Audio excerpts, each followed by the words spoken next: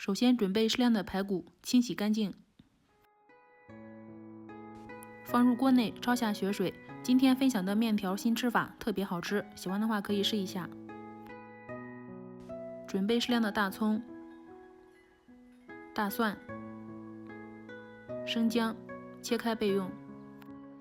锅内倒油，开小火放入冰糖，炒至融化，下入焯好的排骨，放点八角、花椒，去除腥味又增香。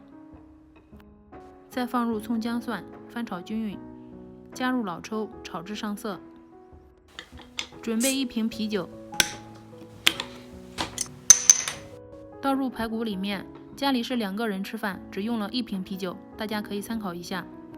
盖上锅盖，大火烧开，转小火，慢炖50分钟左右。准备1把豆角，切成长一点的段儿。喜欢辣的可以切一点辣椒、蒜苗。排骨炖好后，加入食用盐，转成中小火，放入豆角，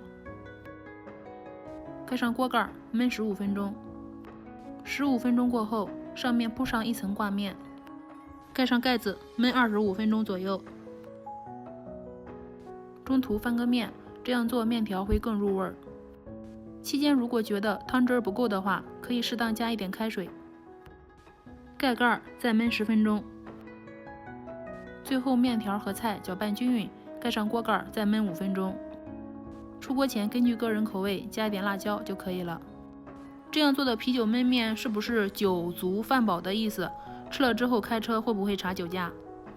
但是有一点，这样做面条特别劲道又好吃，喜欢的话可以先收藏起来哦。我是阿胖，谢谢您的观看。